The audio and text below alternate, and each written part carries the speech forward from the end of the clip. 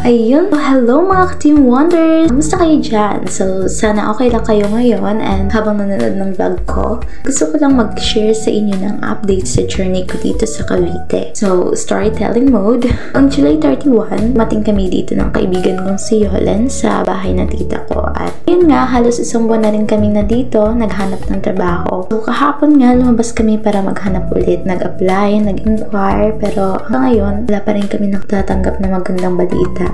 Fortunately, meron naman kaming natatanggap ng mga interviews, phone call, nakapag-exam na nga, pero ayun, yung ending is wala pa rin. So, syempre, medyo nakaka-frustrate, lalo na halos kapos na rin kami sa allowance. Mga simpleng gastusin, talagang ramdam na ramdam namin, pero sa kabila ng lahat, malaking bagay talaga yung sumusuporta na nag-encourage sa'yo. Kasi kung minsan, kapag ikaw lang mag-isa, mabilis kang mahinaan ng loob. Pero kapag may mga taong naniniwala naman sa'yo, parang nadadagdagan yung lakas mo para umapan at magpatuloy. Kaya, ang learnings ko, ang advice ko para sa mga viewers ko, nagsusumikap, nakahanap ng trabaho, lalo na fresh graduate tayo. Ang natutunan ko is, huwag tayong sumuko kahit ilang beses tayong ma-reject. Ang rejection ay hindi katapusan. Importante ang pagiging magpasalamat. Kahit hindi pa natin nakukuha yung gusto natin, pasalamatan natin ang mga taong nandyan sa tabi natin. Huwag mawala ng pag-asa. Laging may mas magandang nakalaan para sa atin. Kaya mga ka-Team Wonders, laban lang tayo. Kung kayo man ay dumadaan sa ganitong sitwasyon, kapit lang at magtiwala. Hindi man ngayon, pero darating din ang panahon. Maraming salamat sa panonood. Huwag kalimutang mag-like, share, and subscribe para updated kayo sa mga susunod na vlog ko.